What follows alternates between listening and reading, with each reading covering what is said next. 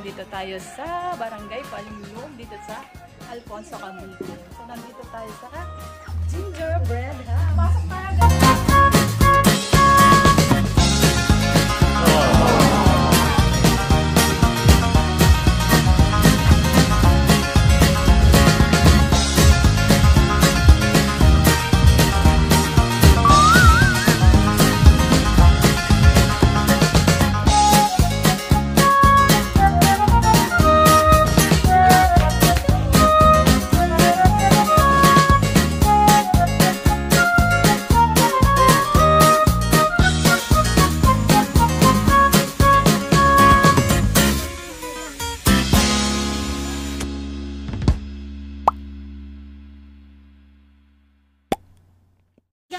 Paakyat na tayo ngayon sa gingerbread. So kukunin na natin o i-avail natin yung ating juice. Kasi ate may bibigay sa ating instruction bago tayo umakyat. Si Ate RJ. So bago po tayo tumaas, magbibigay lang po kami ng ilang restrictions po sa lugar na to. So welcome po to Green Pasture. This place is called Green Pasture. Actually itong lugar po ito, sinedicate po namin siya kay God. Okay. So kung i-compare po natin ang Green Pasture sa... Yes po. Kung i-compare po natin ang Green Pasture sa gingerbread house is for kids, for fun, loud music, but this place is very different. Green Pasture is very solemn.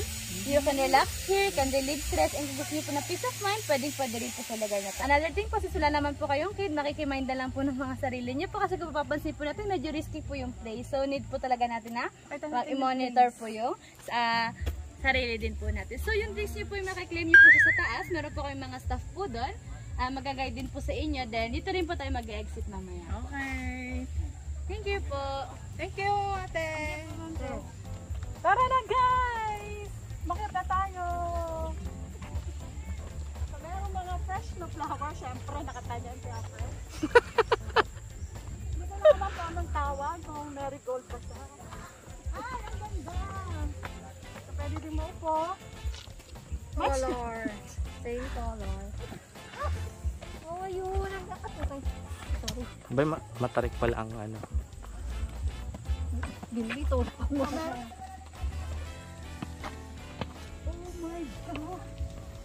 Ang ganda ng lugar, guys! Tignan nyo!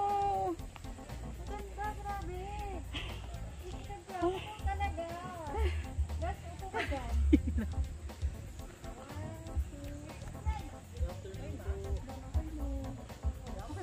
Okay, ayan si Kuya naman. Kasama niyo po sila. Opo.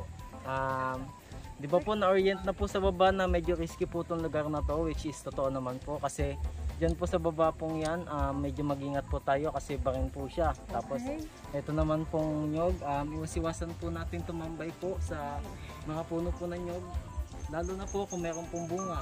Tapos kung makikita nyo po, ito po ang ating lavender walk, tapos ayun po yung sunflower field. Inform ko lang din po kayo, artificial lang po siya, hindi po siya. Tapos ito pong ating dreamy tent, mga dreamy tent po, off limit po siya. Pero kung magka-picture po kayo, pwede naman po. Basta po bawal lang po tumambay. Baba po nito, meron pong bonfire. Sa likod naman po niya ay may firing range po for airsoft po. Nice. Pesos. So kasama yan sa aming ni-avail na... Hindi po, 100 pesos po, 20 bullets.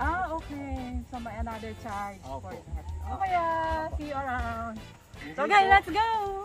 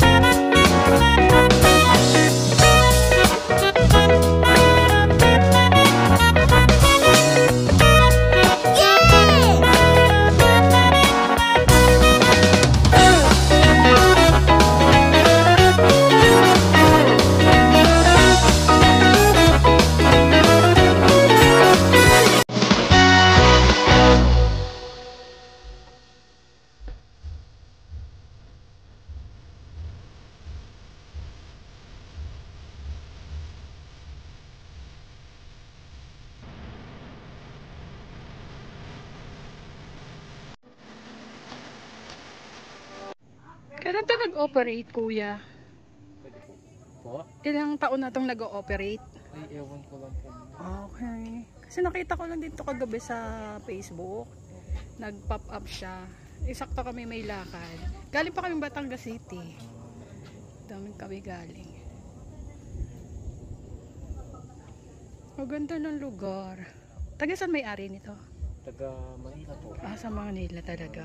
American citizen po sila. Kaya pero ganda ng, di ba bundok na to, no? Opo. Kumbaga paanan na siya ng bundok.